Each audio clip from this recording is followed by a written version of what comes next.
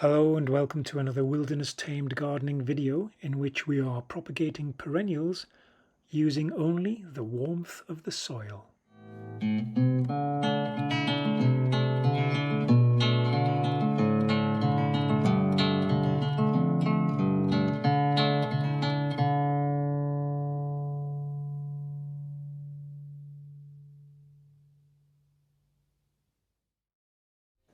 So we've removed a few stems from a clump of perennials, spiked speedwell in this case, from very close to ground level.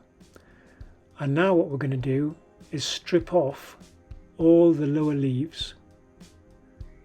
This reduces transpiration from the leaves, water loss, and helps the cutting survive. We're also going to trim off the cutting just below the bottom pair of leaves there. Once that's done, you'll end up with a rather spindly looking specimen. There you are, told you so.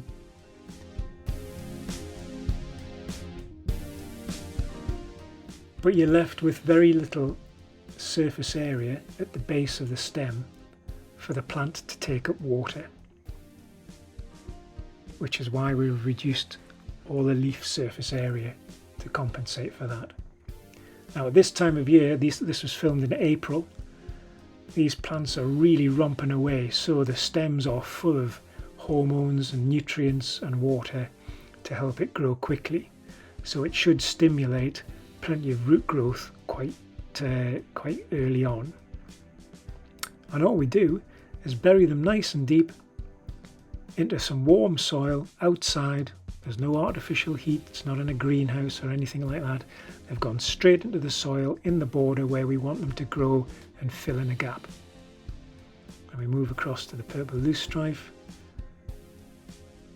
Done the same with them.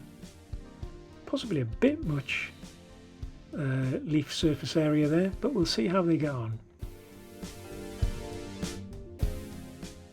We're in May, it's been about 3 weeks, and the key sign that these have been successful is the new growth at the top. See all those new leaves? And I'm giving them a little bit of a tug there, and they're holding steady. So except this skinny little chap at the end there. But we'll take it out.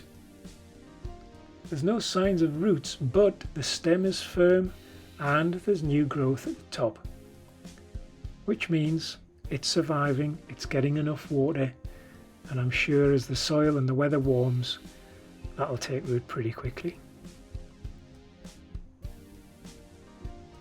Giving it a thumbs up. I'll check on the purple loosestrife. Yeah, same with them. Plenty of new leaves. A little bit of a jiggle there. Yeah, holding firm. Good root systems developing there. It's just what you want. So, without any, and none of that rooting hormone nonsense, which is basically just talcum powder, forget it. We've created some new clumps of perennials. Get out there and have some fun. Thanks for watching. See you in the next one.